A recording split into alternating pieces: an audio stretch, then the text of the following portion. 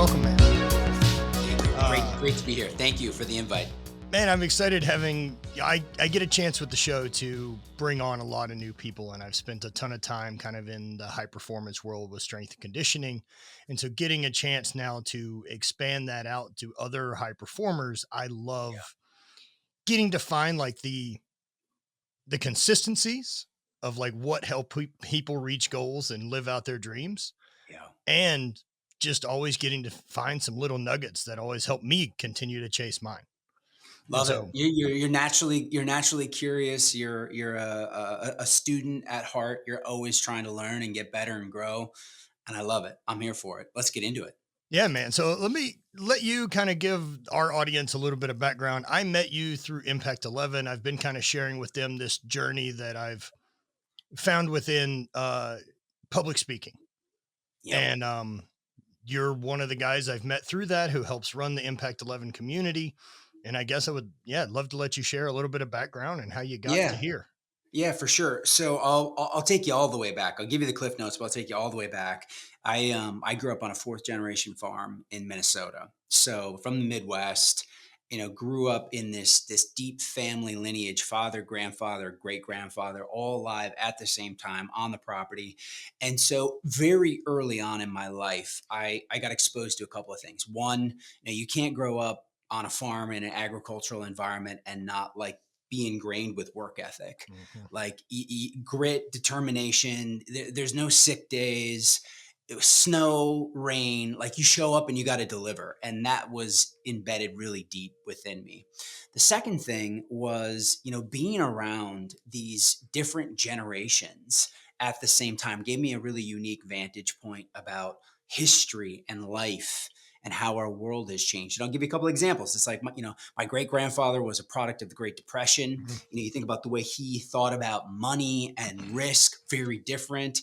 My grandfather came of age out of the World War II, patriotic, loyal, cared about the USA, bled red, white, and blue. My father, a baby boomer, born in the 1960s, like revolutionary child, create change.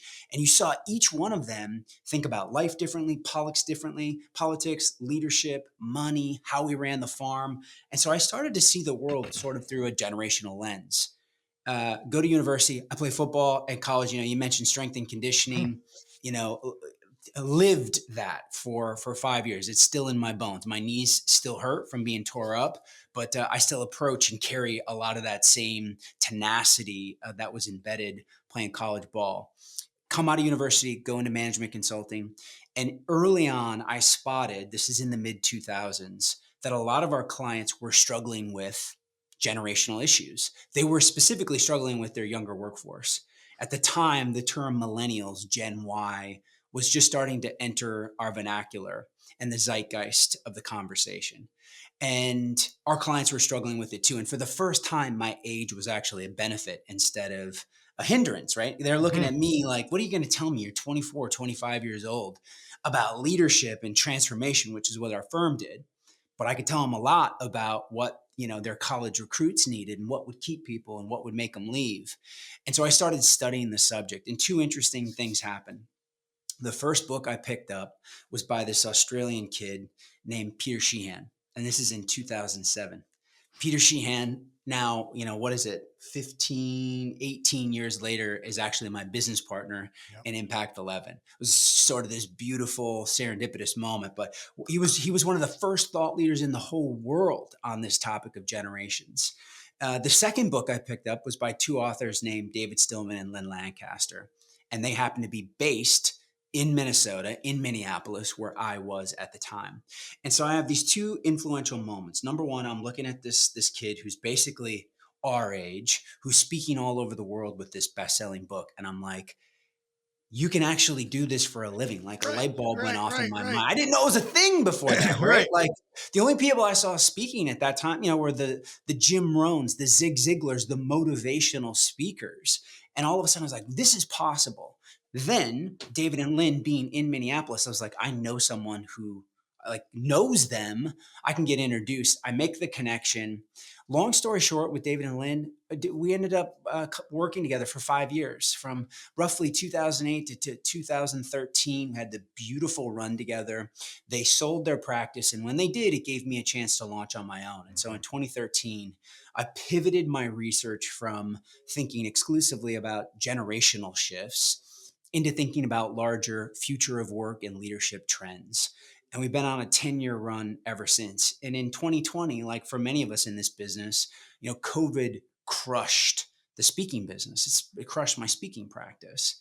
And when we were in that sort of financial and emotional winter, Peter Peter Sheehan, who I mentioned earlier, Ryan Estes, another one of my business partners, and Josh Linkners, the four of us who founded Impact 11, we sort of came together and said, how do we want to do life and business moving forward? Like if there is another side to this whole COVID mess, what would we like it to feel like? Because one of the things we'd experienced in all of our practices over the past decade was a lot of loneliness. It's a really interesting and fun, exciting profession, but you spend a lot of time in airports, hotels.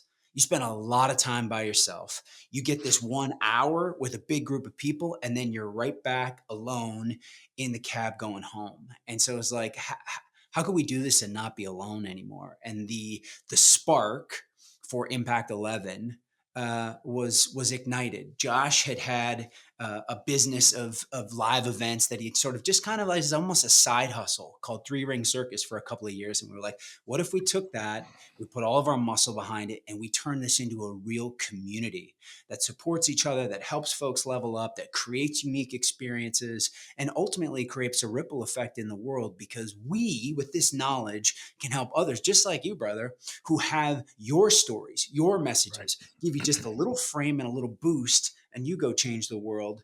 And here we are, almost 2024, 4 years in, and we're having a blast. Man, I have to say, for myself, being part of communities and everything has made such a huge impact and shift in my life. I mean, including the one I run myself, including the retreats we host and everything else with Not Dead Yet Life. Community's in your DNA. You totally get community. Well, I think there's a main shift that happens in people, right? Like, I think that if you've decided to take accountability for your life and become the go getter and realize you don't need permission and you've got to go out there and find that life you want and create it, Yep. you have realized a few things. One, I'd rather be on my own than give a bunch of my energy to people who don't get the path that I'm on. And what ends up Truth. there is immediately isolating high performers. And so we end up having this really solo journey. Totally. But and that's better than sharing my energy with people who don't get it. But man, whenever you connect again with a community of people that are on the same point, that I don't have to convince why we're going this route, that I don't need to explain why I'm motivated or why Yeah. I'm chasing big, scary goals, it amplifies the energy of all that. And finding that community is on you. No matter what it is, I guarantee you there's a community out there, but they're of no obligation to go find you and invite you in. Yeah. And so taking that step toward it and finding new people and whatever it is. And I think a big chunk of it, honestly, I started doing it a number of years ago and it changed my life drastically. But it was being able to reach out to people and simply say something as silly as like, hey, I like what you've got going on. I know we're both 36 or now 40, right? And like, do you want to be friends? Like, Truth. yeah. Truth. And it's It's really so that true. type of connection that it's like, I don't need daily guides, right? I just need to have some other people on the journey that I know that are in it too. Someone to compare notes with, someone to, hey, what have you tried? Here's what I'm trying. Somebody in the trenches with you, somebody, you're staring at your fourth hour of delayed flights that you can text and commiserate with for a moment, or you got a client that's got a sticky, problem that they're trying to figure out and that they want you to help solve. And you've got somebody else to ask.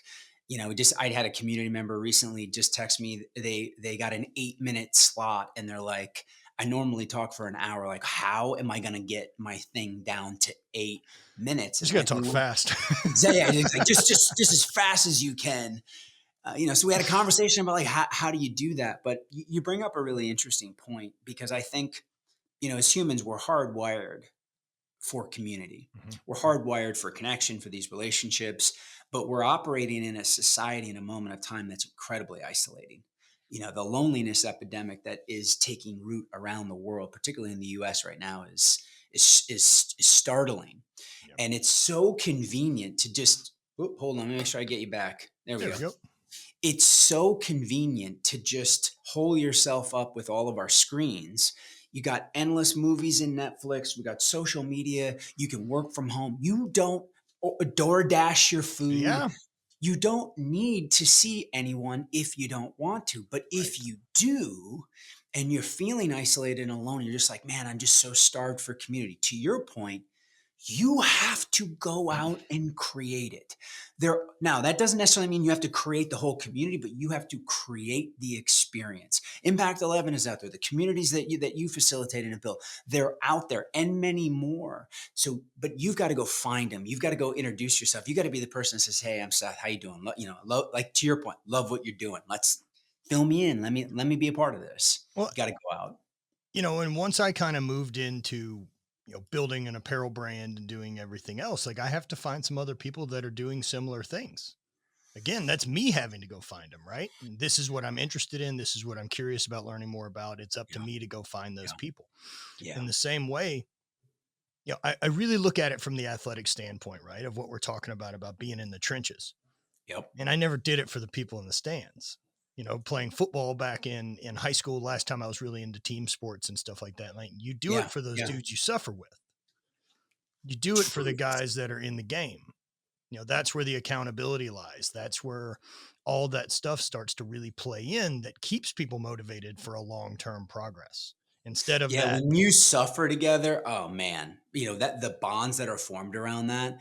And sports, military certainly create arenas for that. I think it's interesting in our adult lives, even in our professional, like building community where there's still an opportunity to get a little bit of those experiences. To do maybe it doesn't have to be about suffering, but it's about doing hard things together that Well, create I stickiness. look at hard things, suffering, discomfort, call all kind of falling as different categories under the same hat. And it's through any of those things that where we get the opportunity to actually push the skill set we currently have up against its capacity of where the limits of it are, that we get exposed to see where we can get better. Yeah, You totally. know, same way Truth. the weight room worked, the same way anything else I've ever wanted to get better at works. It just takes a really Resistance. long time, Yep. and Truth. looking at it from that long-term journey.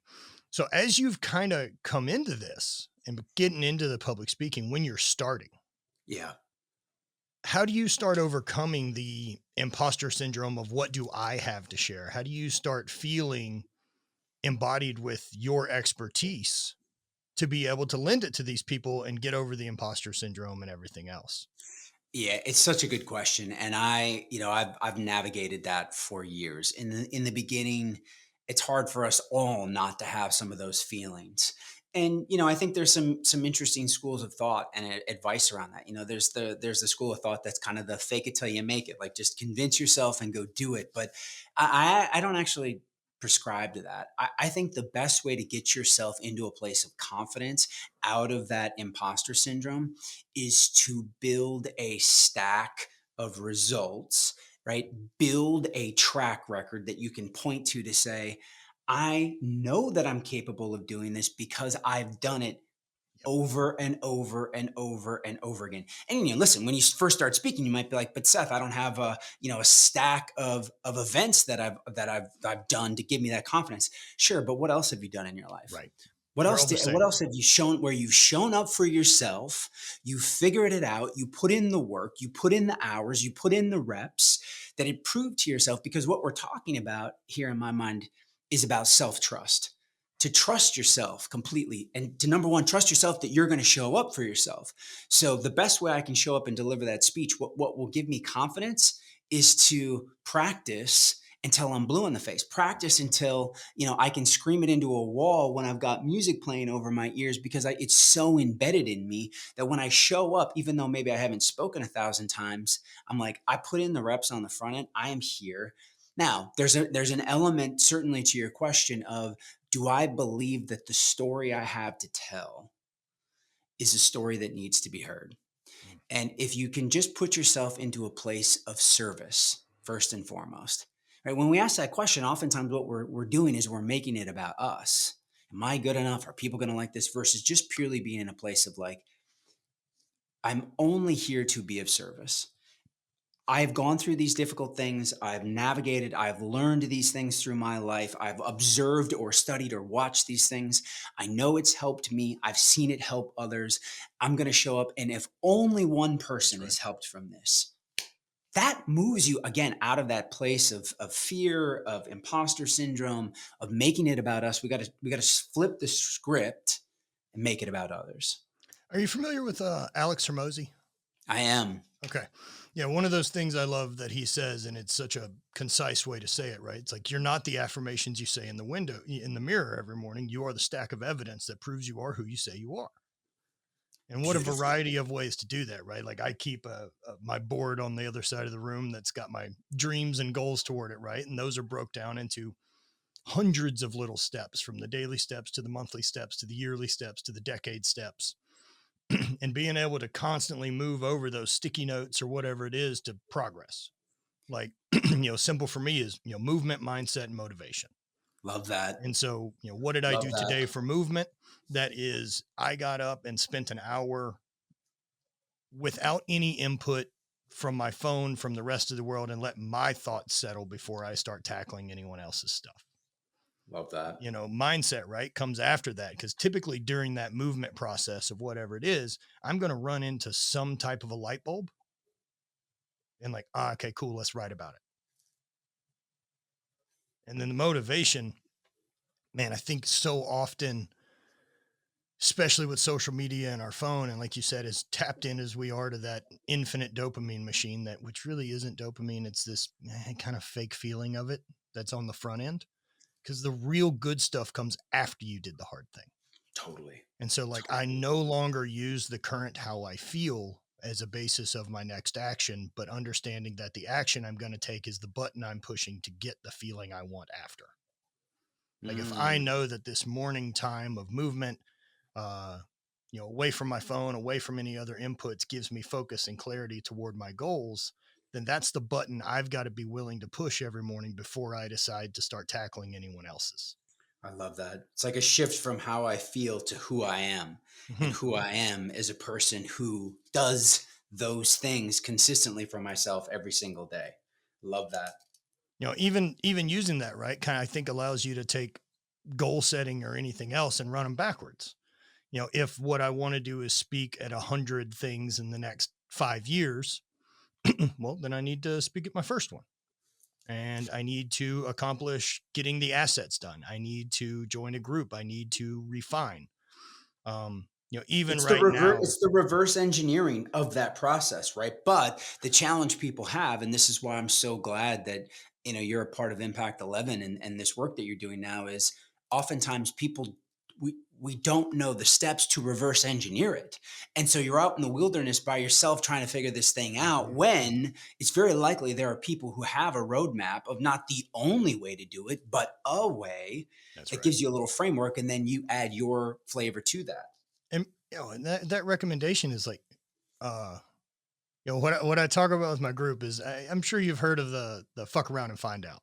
It's a great, great meme, right? That's a great graph. Yeah, love that.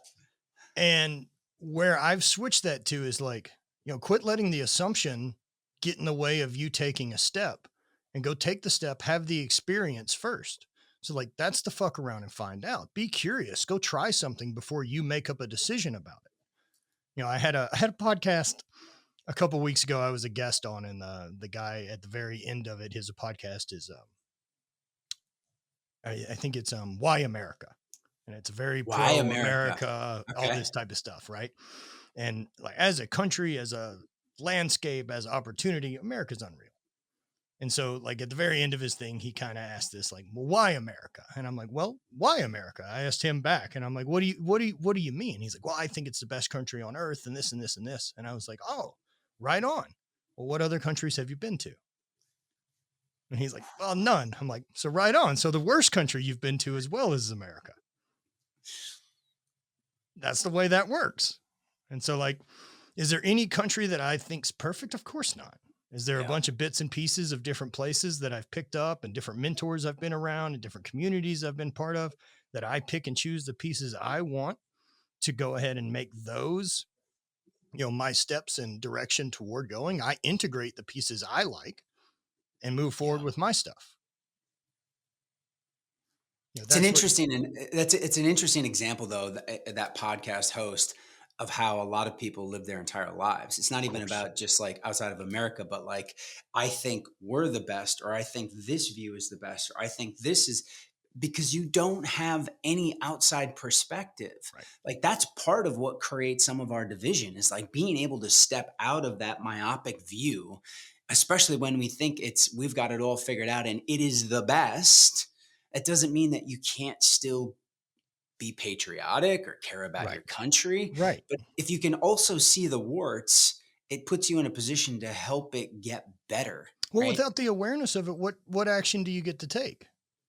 If I don't have the awareness to say, "Oh man, my diet's not on point," or "I could feel physically better," or "I'm not taking care of myself," or "I'm not taking any of the actionable steps that actually help with my mental clarity, reducing anxiety, doing Yeah. any of those," then don't tell me those are important to you. Man, I Yeah. so as you guys have continued to grow this community, like there's such strategy involved. And I have to say, man, going to y'all's event, both the boot camp and open house were great. Um, Pulling those off is really hard Yeah. as we've done a number of events, and to do it like the one I went to in Detroit with as much audio visual and everything that's added in there to really give the people that come in a feeling of what being a big speaker is in as small of Yeah. an encapsulated like window of a weekend that you can put it is Yeah. really, really cool, and it's tough to pull off. So I have to say, for one, congrats on that. Thank you. Appreciate that. It's been a work in progress, right? We're out every day at events speaking, so we do have a chance to sort of see and experience different ways that events unfold. I think one of our struggles has been it comes from a good place. We want to tell everybody everything. Yeah. We want to give Yeah. you Yeah. Yeah. all the information. Here's a And fire so hose. there's the fire hose. Because why? This is about worthiness. This is about self-worth in yourself and as a company, and believing that, unless we cram every second in with some piece of information that's valuable, people won't find value in this. People won't think they got their money's worth.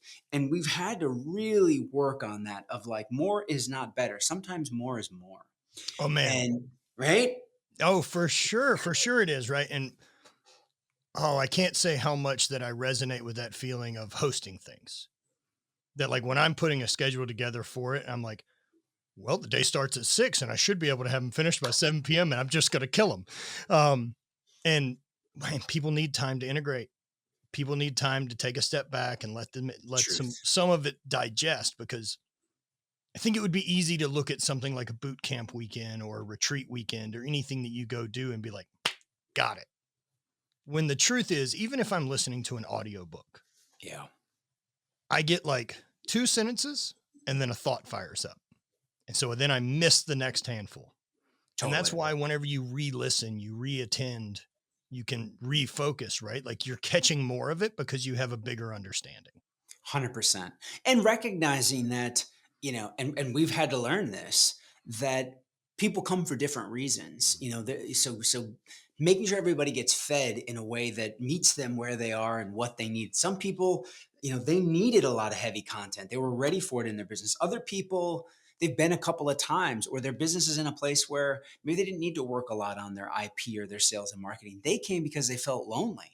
And Mhm. so the most value they got was just being in community, was having time to, like, during breaks, instead of having a 10-minute sprint to the bathroom and get back to your desk, have 45 minutes. It's where all Ha the magic happens That's the anyway. magic. It's That's where where the all the party should magic come happens on. anyway. We have to fill the schedule with all this other stuff to pretend that the community and you meeting and networking isn't the really valuable part that you're here.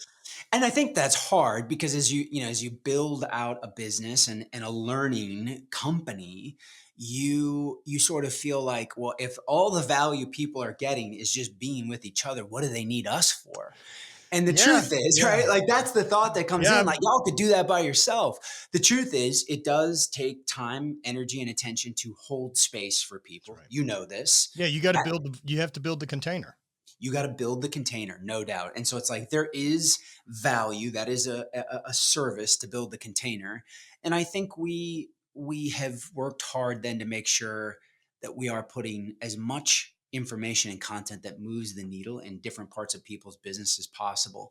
Now we're coming into a new season with the business because we've got people now with ongoing community members Mhm. who have been to 2, 3, 4, 5 boot camps, who are farther, not that they're better, but that they've just had more time to build out their business, right? And other people who are maybe just starting. And we've got all of that diversity in the community. And so now, for the first time, people are going to see this more in 2024, is there are different tracks of content to meet people where they're at. So if you're super advanced, we're not going to spend time talking about entry level stuff with you because that's not valuable in your Sure. business. And if you're just getting started, it feels overwhelming if we talk about the advanced stuff. So the goal now, the next iteration of community for us is about meeting people where they are and making sure they get served and fed. Yeah, I think a couple things there, right? Like one, being able to sit down with those people who are attending, right, and figure out like why did you come? Like have them be able to determine the intention that they set for why did we get here? And then that gives you kind of a clear outcome of like what the goal is. Otherwise, you kind of just wait for it to find you. Totally Um, agree. and absolutely right. Cause I mean, you've got people that are going to be working on step one, which is, let's say, determining your PCTs, things like this, getting your assets together. Because, like I know for me looking at it, right, I've spoke a ton, I've done a bunch of it. I love my message. I know I'm fluent in it, but I don't have the marketing assets, and those become really concise. And so Totally. those are the things that I've got to get dialed in so that I can have someone else be able to sell me so that Yeah, I it's like can get you up and do my magic. That's exactly right. You didn't come not knowing what you wanted to talk about. Sometimes we do get people like, I have a message. I think I have a thing. Like you came knowing, and it's defined, and it has a brand, and like it resonates. That's not what you needed. Like to your point, it was like those other things. And so that's been the challenge and the opportunity is how do we in a 2-day stretch and then now ongoing make sure you have the support that you need to get those things done. Well, it also So never ceases to amaze me, right? That everything's pretty much the same. And so whether it's this community or getting started into the business of public speaking and getting into that or anything else, there's this door that you kind of end up walking through into that realm, and then you figure out who the players are and how the game of that thing works. Can you be a successful public speaker with a great enough message and enough book selling that people show up on your doorstep and keep asking you to speak? Of course. yeah, Of course. But there is a proactive way to go out this systematically as an individual to get into the industry as well. One of totally. those is collecting magic, which is, I hope this all comes my way. And you should Yep. be going for Yep. that too. Yep. But there's also stack the cards in your favor to give those people the ammunition to help you in that realm. And just like strength and conditioning or apparel or anything else I do, you start meeting the other people. And of course, coming into this realm of public speaking and seeing like, oh, there's bureaus and there's agents and this is how that works. And so Yeah, like, these are I all the got it, got it, things. got it, got it. Yeah, it's not rocket science, but if you don't see behind the curtain how it works, right?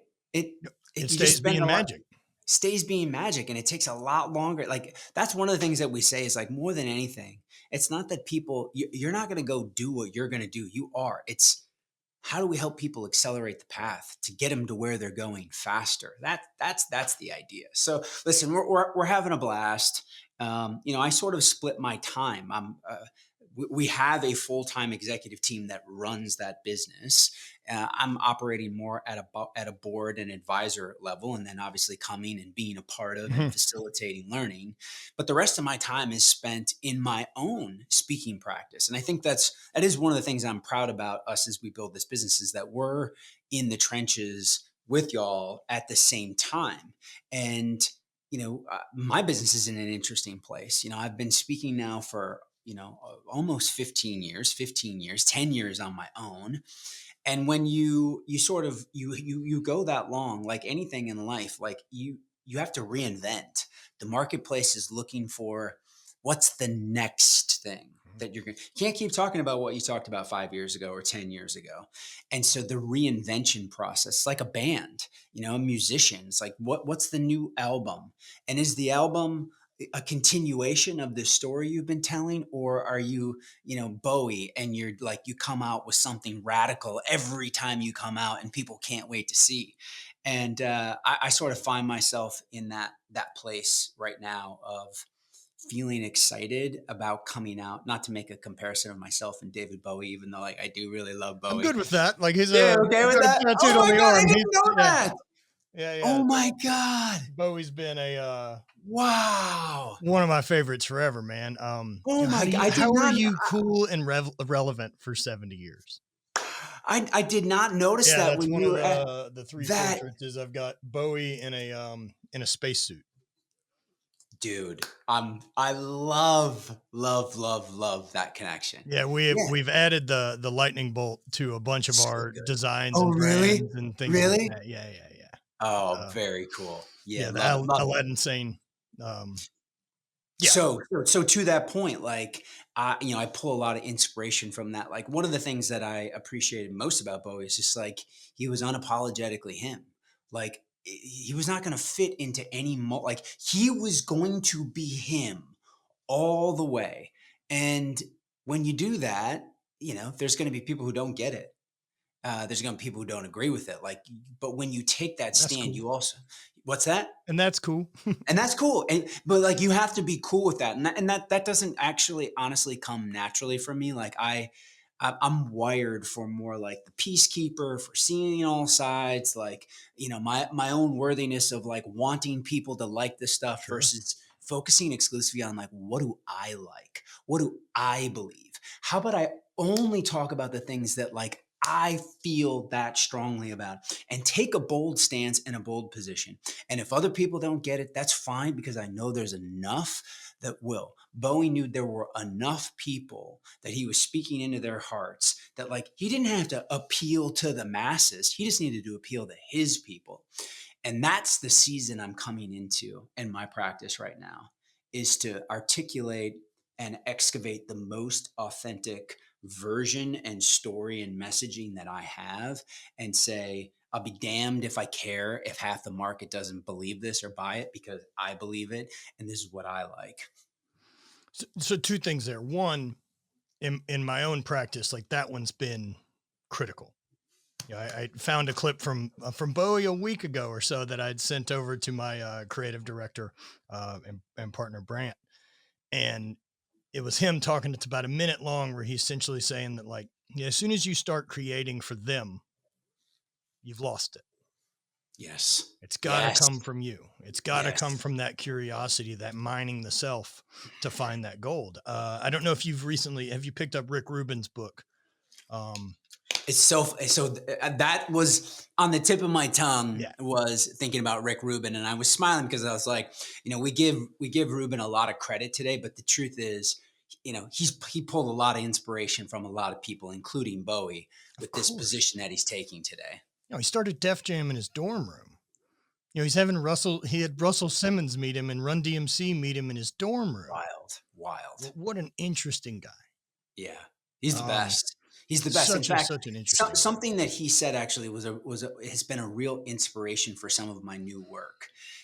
because so about 5 years ago, I made a statement. It just sort of came through me in a program. I hadn't planned to say it, but I talk about leadership and the future of work, and I had this line where I just said, "You can't be a leader unless you love people."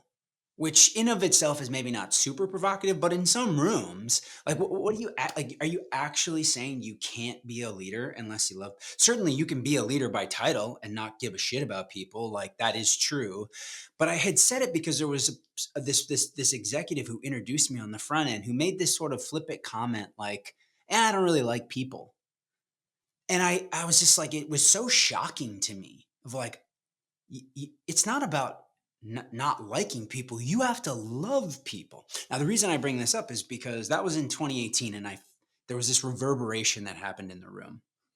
People reacted strongly to it. And like there was enough pot. Like certainly some people were like, "What are you talking about? Love in the workplace?" And all of a sudden, a light bulb went off in my head. Like there's something here, and it's of course I'm not the only person in the world talking about love in a work No, setting, but I but think you're kind of on the front end of it, especially 2018.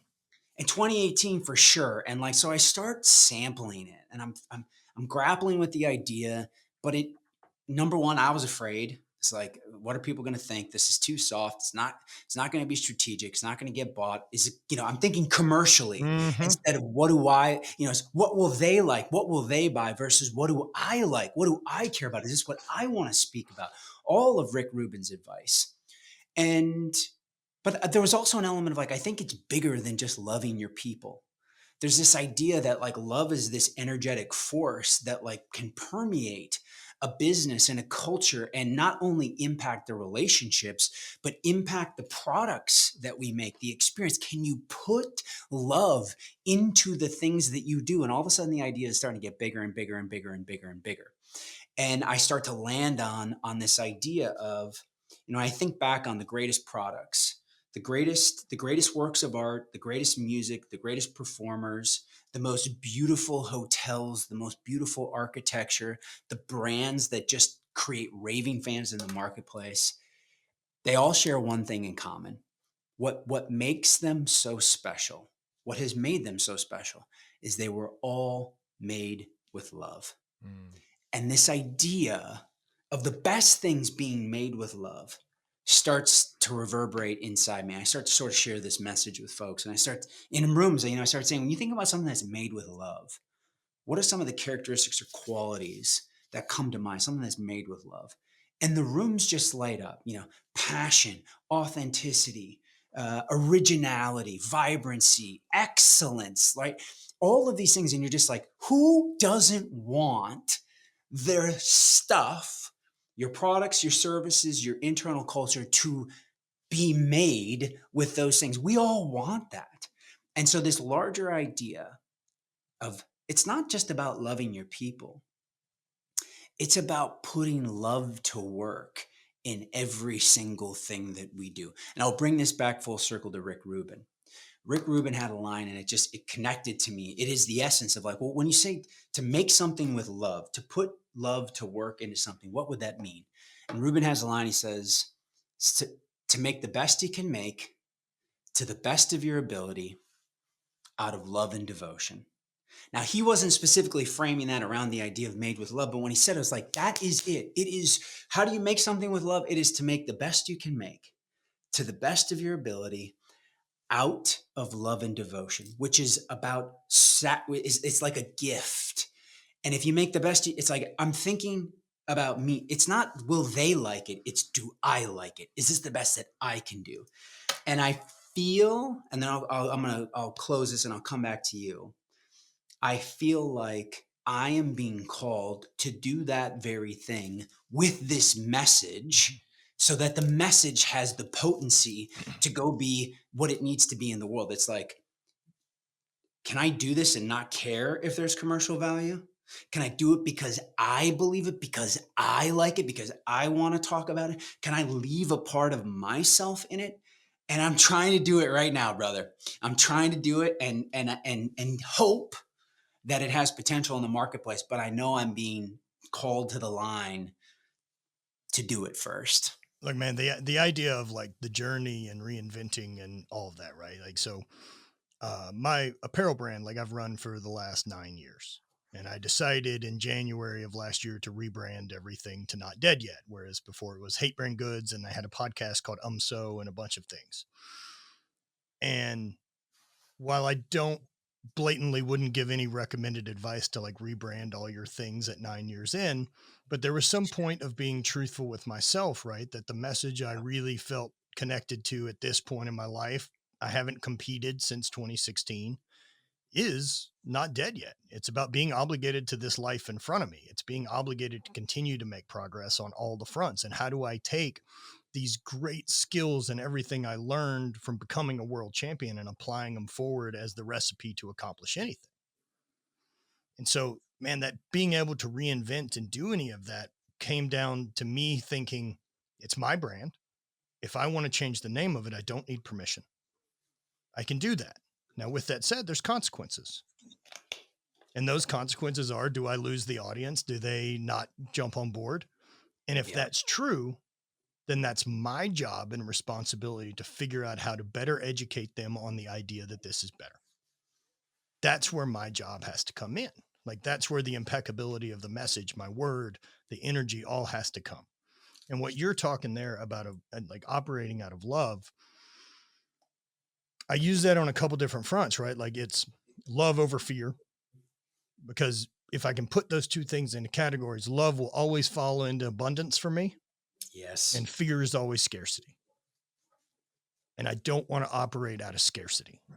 I don't want to operate out of the idea that there's some limited amount of success that we're all stuck trying to share. There's plenty. There's so much of it.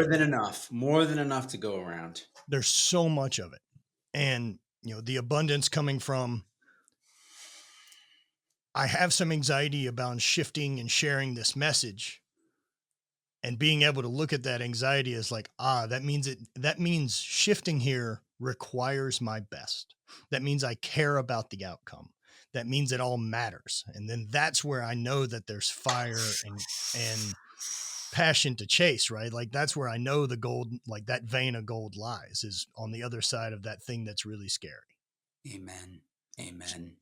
So There, as you've continued forward, like public speaking probably goes down as like the number one fear for most people. And I look at that that's as what they say. performance anxiety around anything. I think getting up in front of a group of people to perform when it matters is the fear that most people have, whether that's athletics, it's the For spotlight sure. being on you that they ain't nowhere to hide, man. For sure. You don't For get to sure. point at someone else after speaking or any of that and be like, my center messed up a couple things. Yeah, this is an individual sport for sure in that For regard. sure, right? Like Yeah. all the success, all the failure is yours.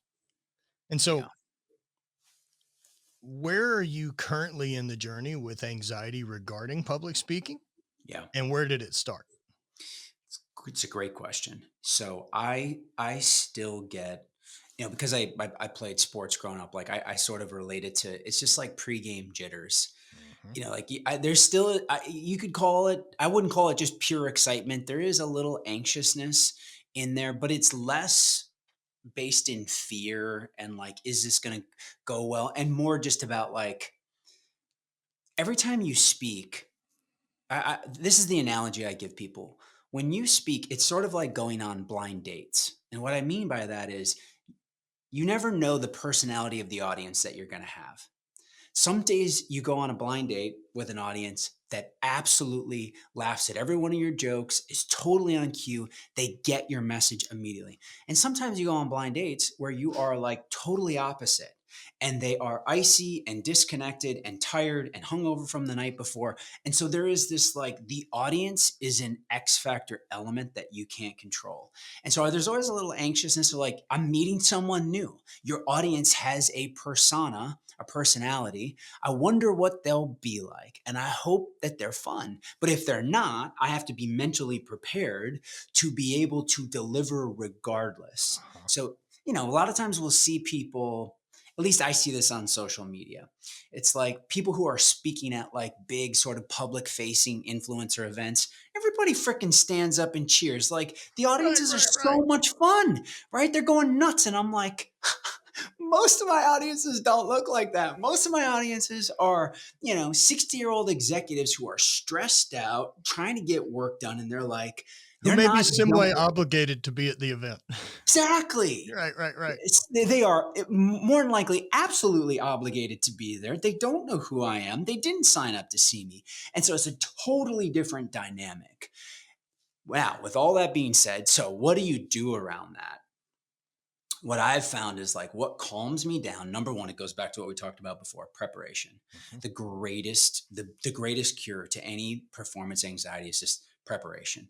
Two, in the moment, like I'm all for just like mindfulness, coming into my heart space. You said some great stuff before of like moving from fear to love, from scarcity to abundance. Like I'm right where I'm supposed to be. I'm meant to be doing this. Shift into a place of service. You're simply here to be an act of service. Share what you know. Don't make it about yourself. And if I can just kind of drop into that, that often helps. But to your question, like I still feel it to this day. When I'm off in the wings, getting ready to hit the stage, like I feel that a little bit. And there's nothing worse than getting on stage and still having those nerves and like starting to feel a little short of breath, and you just like feel it slipping away. You have a couple of those, it sears the memory Oh, inside yeah. of you. It's like I don't ever want to feel that again. And usually, if I'm honest, the times that happened, it's because I wasn't prepared. Sure. Sure. I mean, that back to that evidence we talk about, right? Like, Build a for stack of me as evidence. an athlete, especially like a track and field athlete, and then getting into say Highland Games, right? We compete a lot. So track and field is, January to June every weekend, Yep. especially in college. And then Highland Games would be like 22, 23 competitions a year. So, I mean, that's almost every weekend, every other weekend basically. But season would kind of be like May through September. Okay. And so with 9 events every weekend and 3 throws per event, I got very good at saying, we do this now. Mm, love And that. the mentality I We switched do to, this because a lot now. of that performance anxiety, like you said, with the preparation. So one of the kind of the brand taglines that's always been with us is always party. Always And party. yeah, and so for me, what that was is like when it came time for my throw, the one I really think about, right? Like I remember being at a world championship in Scotland, and it had come down to myself versus my nemesis that I'd battled with back and forth for a number of years, Dan. Yep. Um, 2014, we're in Scotland and we're kind of down to the last event. It's a heavyweight for distance. It's a good event for me. It's a good event for him.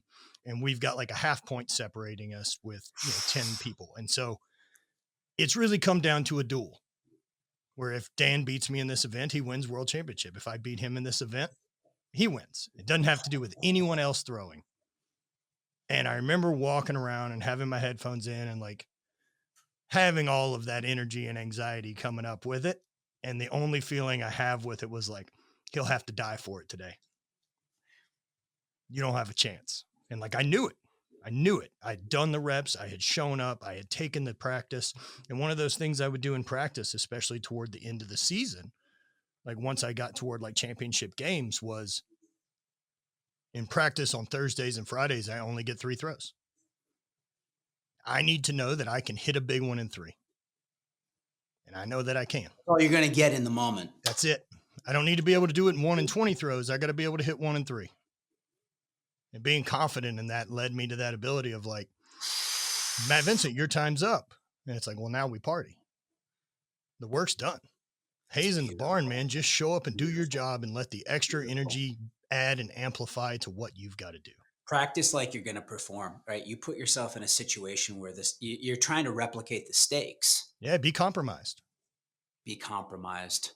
It's funny you say that because it's one of the things I share about the hard realities of professional speaking is, again, it goes back to like those great audiences that celebrate and laugh at all your jokes and give standing ovations, and you getting a full night's rest sleep the night before and a nice breakfast. And the reality is when you do this for real, you're freaking getting in from a third layover at Mhm. 11 o'clock at night and a time zone change, and you have a 5 a.m. AV check, and the audience is hungover, they don't want to be there, and your voice is fried from 3 days, like perform then Yep, and love it then, right? that's right. Love that.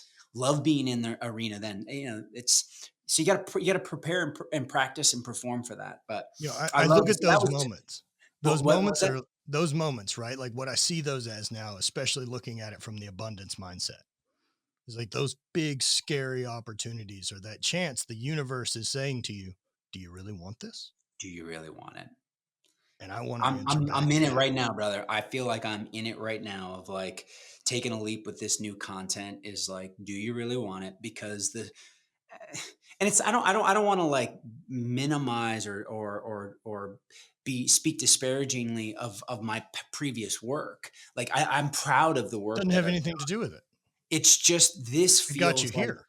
yeah, it got me here and it served its purpose. It just feels like this thing is asking something different of me. Well, without the last 15 years of reps, you don't have the ability to present this new information in the most impactful way. 1000%. It's the skill stacking that's got you here that's allowing you to slay the next dragon, and Truth. look, it's heroic to show up in a moment when it counts, but heroes continue to show up in those moments. Heroes continue sharpening that axe to go slay the next dragon. And there's no there to this journey. There isn't some point that you get to go, whew, we've become a public speaker. I don't have to do any new work. And that's really the big focus I hope people hear here is that no matter if you're 15 years into this, you're still dealing with a gut check moment before going out there. Yeah. That means you're in the right place. Yeah. I love messaging, anything that sort of speaks to the idea of falling in love with the process, falling in love with the grind. Like I love that. My co-author on my book, Joshua Metcalf, wrote a great book a couple of years ago called Burn Your Goals. And it was, very much in the spirit of like, if you want greatness, like you have to fall in love with what it takes to be great. And it is a bit of a mind check of like when you're just because what you end up doing is you find yourself just trying to get through crap. Then it's like a 6 a.m. workout. You're just trying to get through it. You're doing your practice throws on a Friday and doing your 3 throws. And you're like, I just got to get through this to get to the weekend. Versus like, no, I can love the grind. I can appreciate what this sacrifice is for and take pride in that. Like, I think you got to be able to be in that zone. So that it's so dead on and something I've been talking with my group and people I coach a lot. And it's be a traveler and not a tourist. And I think tourists want to collect the merit badge, want to get the photo, get the selfie standing in front of the thing, and then come back, but not integrate any of the information that they learned. Be a traveler, not a tourist. I mean, That's how many people have we seen, interesting. especially with what you do, right? That are junkies to showing up to events, but don't take any action. That's good, brother. And then like, oh man, we got to get on the next event. Like, what did you do to integrate? You know, A and th- traveler, so and a then traveler, if we just think about the difference between a traveler and a tourist, a traveler takes a traveler is something. there for the experience itself and what they can learn from it. And then how to take that back to continue to optimize and move their life in the needle direction they want it to go. They integrate they integrate that experience. Like a really simple one to travel and integrate, right? I'm not sure if it's all the French, but at least as I was taught, um, the French wash their hands before they go to the bathroom, not after. What do you think's dirtier? Your genitals that have been in your pants all day, hidden away from the world, or your hands that have been touching every single thing on the planet, Brilliant. right? And so, So freaking true. what an interesting idea to just kind of take that back with me and like, that's a fun thing to integrate, as a really simple idea. But, even bigger stuff Great was, example. being with, another one of our community members, Justin, Mhm. being with him in Uganda earlier this year and integrating those lessons of Yes. like, oh, I don't have any problems. I have no problem. Understand that all of the problems and all of the stress in my life are because I'm trying to make progress. This isn't survival. I know that we can convince ourselves it is, but it isn't. I really hope it's one of my hopes as we continue to build our relationship. And love and appreciate the energy that Justin brings to the community too, is that we can incorporate more of those type of moments and experiences for our Impact 11 community. Hmm. I know there's a lot of people who are hungry for it, and it will help us all have a different perspective as we get caught up and worried about, is my new messaging going to be received well? Am I going to book 75 events this year or 45? Like, go put it in perspective, and you will show up in a place of service. I think in a totally different place. Yeah, absolutely. Absolutely. Right. And like those experiences, I think, shape everything around us to the point of, if we look at our early life and what you talked about, right, like is coming up through the farm and generational things like that, and kind of what your parents' ideas around were finances and intimacy and communication and how they expressed themselves and what was looked at as weak and what was looked at as, strong way to handle stuff. If all those things affected me and I didn't choose them just simply because I was around them and in the environment, so going forward and having awareness now means if I want to continue to grow, then I have to choose the environment that's going to shape me into being who I want to be. It's not an accidental approach. It's got to be intentional. And Where I I want to go. love that push forward. I love that experiences are the ones that shape us. And that's what makes us the traveler. And I also think that the traveler versus the tourist, man, there's no there. There's no, well, once I get there, it'll be okay. That place doesn't exist. I mean, that's completely living stuck in scarcity, right? That you're stuck in the gap where I see most people living. It's a great book, The Gap and the Gain, and it goes through it about most people live in this place of where they are versus where they think they should be, made up on some type of false narrative in comparison to other people. Whereas the truth is that gap is never going to get any closer. Every time I hit a new max in the gym, I don't celebrate it. I just move on to trying to figure out how to get 5 more pounds on it. I think it's especially true. I mean, I'll just speak for myself. Like, as I've gotten older, I think you said you're 40, I'm 42. You start to get to a place where any early success, you're sort of like, if you're in your 20s or 30s and you get an early success, it's like you sort of feel ahead of the game. You get to be our age, it's like you can look around and there's a lot of things that you can compare. Compare relationships, you can compare family, children, financial, Mhm. gain.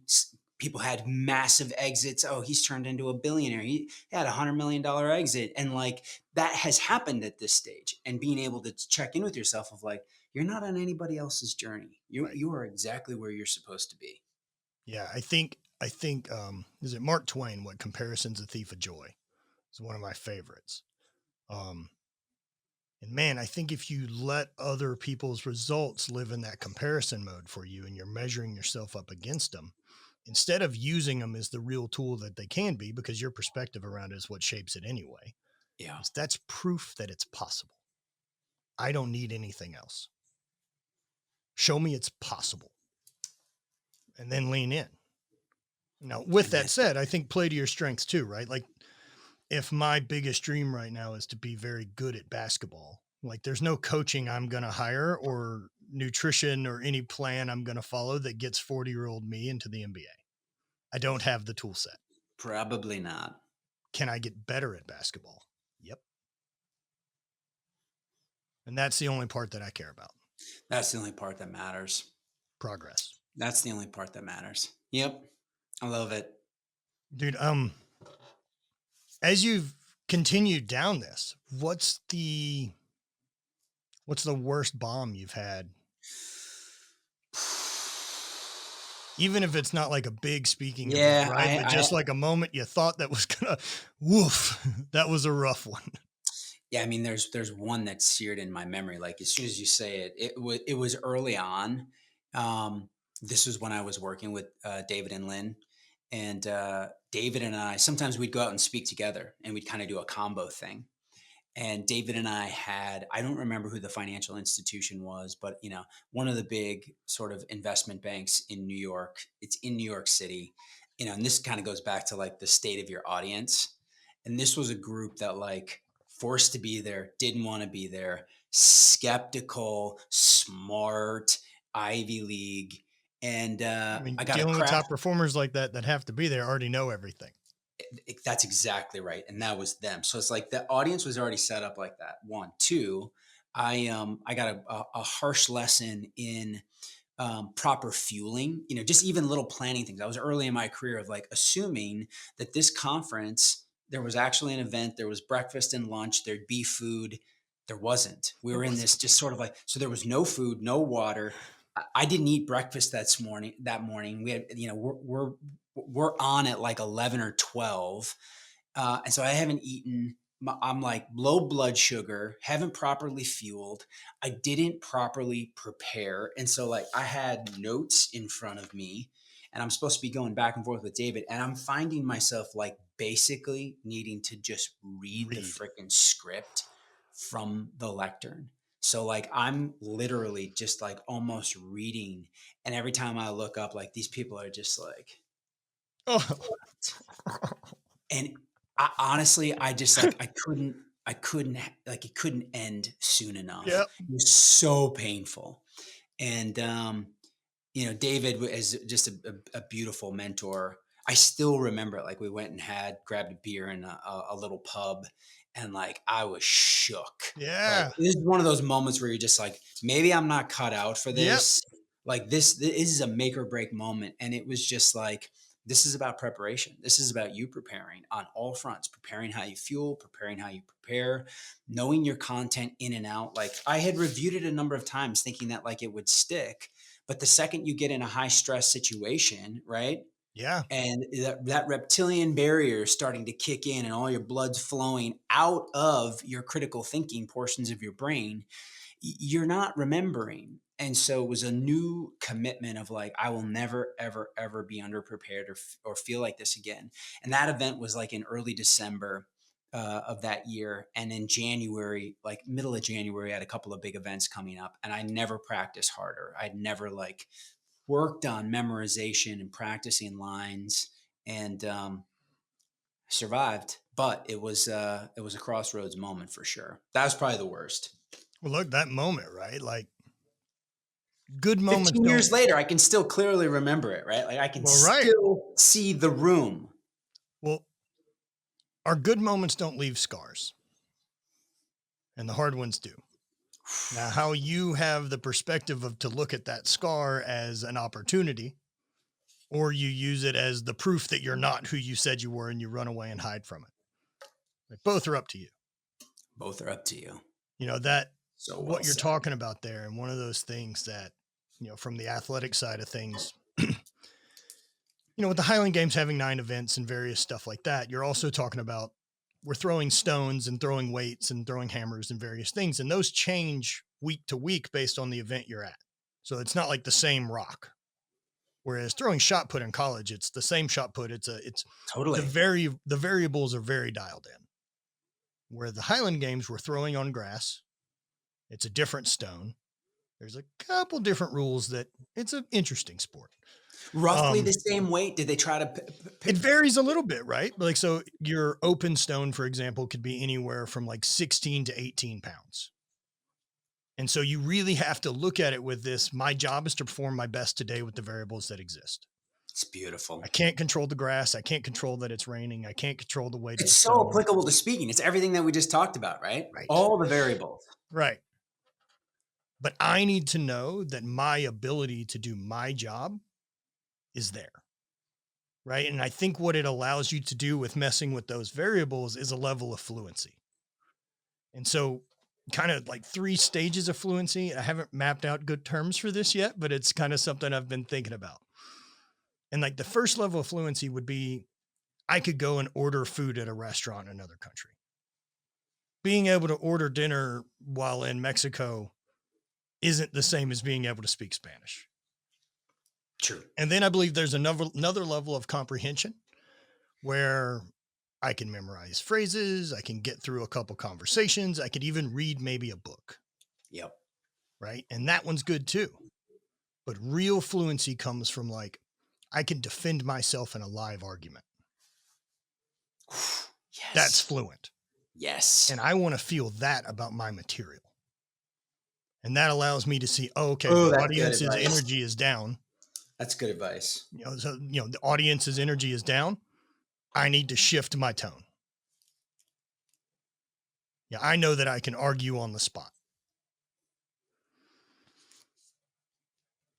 That fluency, right? I I think that love there's that. something there that comes with mastery and skill acquisition that, there's no level 10 if I'm really honest, but it's continuing to master it. It's beautiful. I'll figure out some catchy terms to go with it at some Yeah, this point. is good. This is good. Um, I love it. It's been awesome, man. dude, really, really a joy getting to chat. I'm looking forward to more time together offline. Yeah, same, same. I have to figure that out. Maybe I'll drag my way up there and come see you guys. Oh, well, Same. you're in Charlotte now. I'm in Charlotte. Yep. Do I know around Charlotte? I think I've got some friends out that way. Um, We'll find a place to hook up. of course, of course. Man, I really love what you guys are doing. And as we kind of come in and wrap up, where can people find if people are interested in public speaking, want to Yeah. figure out more?